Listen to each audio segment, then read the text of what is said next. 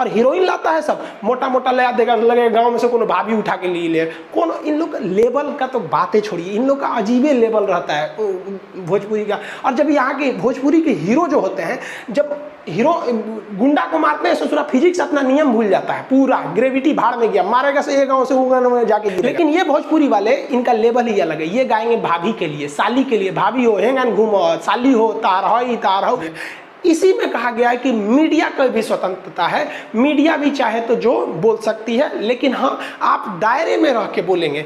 आपको जहां आज़ादी दी गई है वहीं कहा गया है कि आप किसी को ठेस नहीं पहुंचाएंगे अपनी बातों से।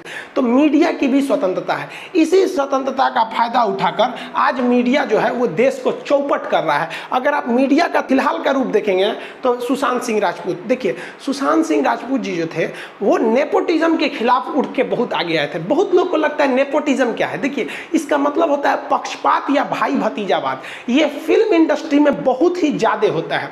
जैसे श्रीदेवी तो रही नहीं, लेकिन हम कंफर्म कहते हैं कि उनकी बेटी हीरोइन हो जाएंगी। शाहरुख खान का बेटा हीरो हो जाएगा, जैकी श्रॉफ का बेटा हीरो हो ही गया, क्या नाम है उनका, कौन सा श्रॉफ, टाइगर श्रॉफ। ये क्या है, भाई भतीजावाद। इंडियन फिल्म इंडस्ट्री जो है हॉलीवुड ना, ये क्या है, हॉलीवुड नहीं बॉलीवुड, तो ये क्या चीज है, ये एक भाई भतीजा। यानी अगर किसी के बाबा या दादाजी अगर कुछ भी हीरो है ना तो उनको हीरो होना फिक्स है। आप इसका एकदम अच्छा एग्जांपल समझिए। एक क्रिकेटर विराट कोहली ने शादी किया अनुष्का शर्मा से। अनुष्का शर्मा हीरोइन है।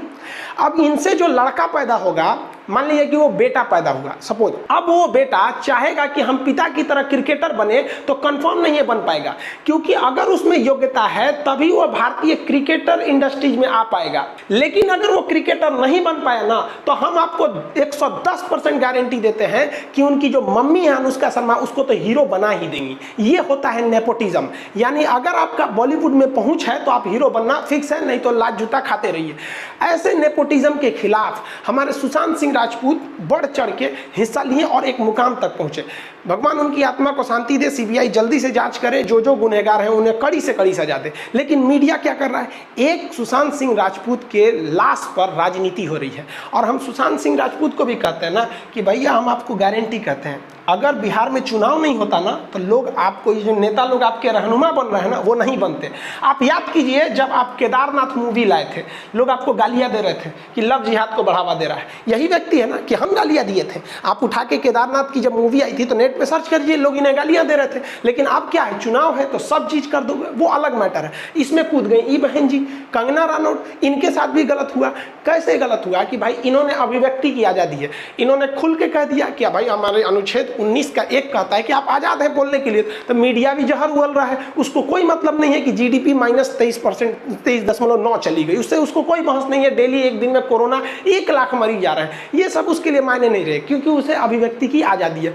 ई बहन जी को भी आजादी था, उठी तो सीएमए के से पंगा ले ली, बस सीएम साहब उठे तो भाई एमसीडी जो बीएमसी है उसको रिपोर्ट थमा दिए। बीएमसी ने कहा कि इनका घर का जो डिजाइन है ना, वो बाथरूम यहाँ होना चाहिए, इधर बना दिया है, पार्किंग नहीं होना चाहिए, ये कर दिया, 24 घंटा का अल्टीमेटम देके। तो आर्टिकल 19 का 1 मीडिया की स्वतंत्रता इसी में है। लेकिन ऐसा नहीं है कि आप कुछ भी बोल सकते हैं। इसमें कहा गया है कि एकता अखंडता के खिलाफ नहीं बोल सकते हैं, सुरक्षा के खिलाफ नहीं बोल सकते। इसी में एक मोरल, किसी से अभद्र भाषा का प्रयोग नहीं कर सकते हैं। इसी में रिपब्लिक टीवी वाले को पकड़ लिया, जो ड्रग डो चिल्ला रहे थे, उसको उन्होंने उद्धव ठाकरे मुख्यमंत्री को बोल दिया। उन्होंने कहा कि भाई हमारे सम्मान के खिलाफ बोल दिए आप, मोरल के खिलाफ नहीं बोलना चाहिए। तो इनको मीडिया को भी स्वतंत्रता। अगर आप देखिए अभिव्यक्ति की स्वतंत्रता का दूसरा दुरुपयोग तो ये भोजपुरी वाले लोग कर देते हैं।